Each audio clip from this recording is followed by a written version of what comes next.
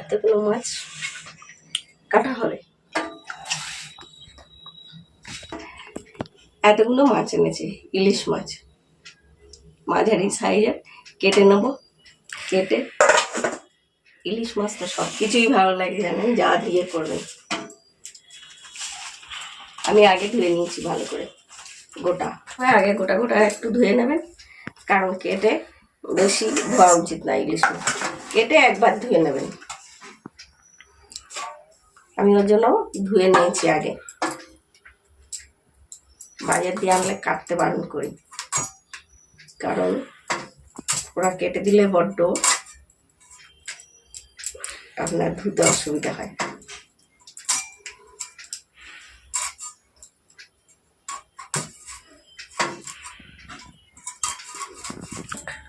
এভাবে ধীরে ধীরে কেটে দিন। এইটুকু মাছে কিন্তু ডিম হয়ে গেছে, দেখুন মাছে পেটে ভর্তি ডিম একদম। ইলিশ মাছের ডিম খেতে খুবই ভালো লাগে, কিন্তু ডিম হলে মাছের স্বাদটা কমে যায়। কি করবো?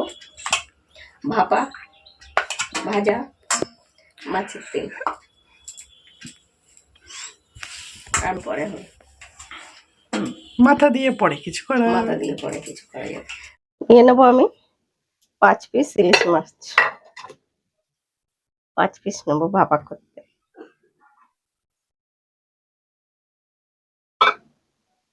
আর এখানে সর্ষে বেটে রেখে দিয়েছি, পাকা লঙ্কা ও কাঁচা লঙ্কা আর একটু নুন দিয়ে, এটা পোস্ত বাটা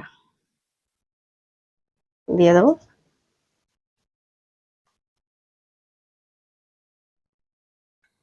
পোস্ত বাটা দিলে ভাপাটা আলাদা একটা টেস্ট হয়, তাই না?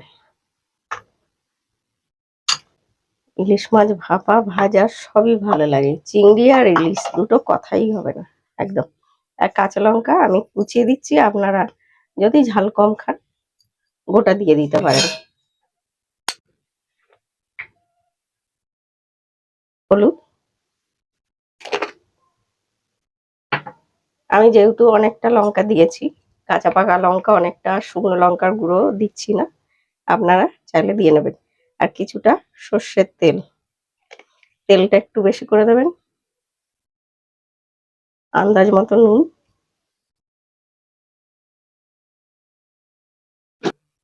আর দেবো 2 চামচ টক দই। আপনারা মনে করলে কাশ্মীরি লঙ্কা গুঁড়ো একটু দিয়ে দিতে পারেন, আমি কিচ্ছু একদম দিচ্ছি না, না শুকনো লঙ্কা না কাশ্মীরি লঙ্কা, কিচ্ছু দেবো না, কারণ আমি অলরেডি অনেকটা লঙ্কা দিয়েছি বাটতে। ভালো করে মেখে নেবেন হাতের সাহায্যে। আর দইটা আমি 2 চামচ মতো দিয়েছি, আপনারা যতটা মাছ নেবেন সেরকম অনুযায়ী বেশি কম করে নেবেন, আর না দিলেও কোনো অসুবিধে নয়, দইটা না দিলেও কোনো ব্যাপার নয়। এবার আমি আগে থেকে কড়াইয়ে জল বসিয়ে দিয়েছি গরম হওয়ার জন্য, এবার ঢাকা দিয়ে দেবো। আগে থেকে যে কোনো জায়গায় করবেন, আগে থেকে একটু জলটা গরম করে নেবেন। একটা স্ট্যান্ড দিয়ে দেবো, বাটিও দেয়া যায় স্ট্যান্ড না থাকলে, এরকম দিয়ে বসিয়ে দেবো বাটিটা।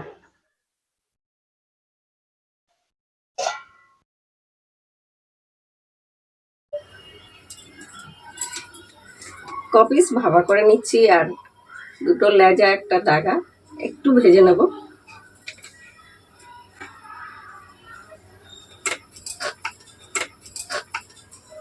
বেশি ভাজি না, আজকে একদম খাবার লোক নেই, আজকে রাখি পূর্ণিমার দিন কেউ দিই খাবার লোক। আর ইলিশ মাছ ভাজা অনেক কষ্ট করে আসলে হবে না।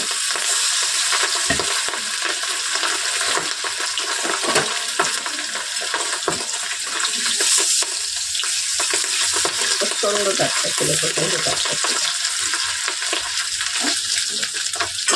যেখানটা অফিস ছিল যেহেতু একদম, ওটা আমার পাড়ারই একটা ব্যাংকে চাকরি করতে, শ্যাওড়াফুলি অঙ্কে, আর শ্যাওড়াফুলি গঙ্গা থেকে ইলিশ মাছ এসছে। এখন ভাবি সেই জিনিসটা পাওয়াই যায় না, জানেন তো। কারণ হচ্ছে গঙ্গা থেকে উঠতে বলে রাখতো আর মাঝিদের কাছে নিয়ে আসতো, সে যে কি গন্ধ, এত মাছের গন্ধ আর টেস্ট, আর মোটা মোটা ডিম মাছের, অত টাটকা মাছ তো ভীষণ টেস্টি, ভীষণ টেস্টি। এখন আর অসম্ভব। আর মাছগুলো এতই বড় ছিল, সেই কাকা বললো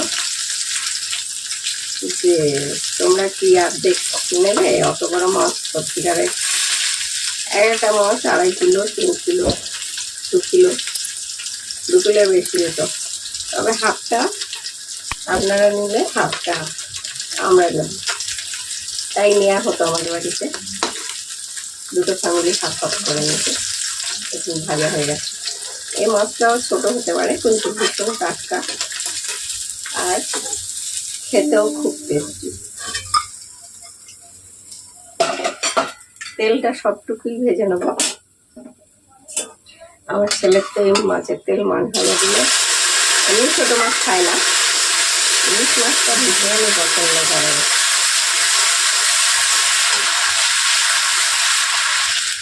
হলুদ আমি আগে থেকে একটু দিয়েছিলাম, আর দিয়ে দেবো কাঁচা লঙ্কা একটু ফাটিয়ে ফাটিয়ে।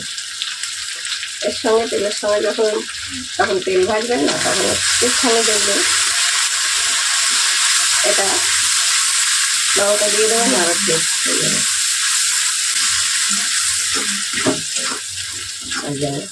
হয়ে গেল, ফিরে এলাম 20 মিনিট পর। ফুটছে, বন্ধ করে দেবো গ্যাসটা।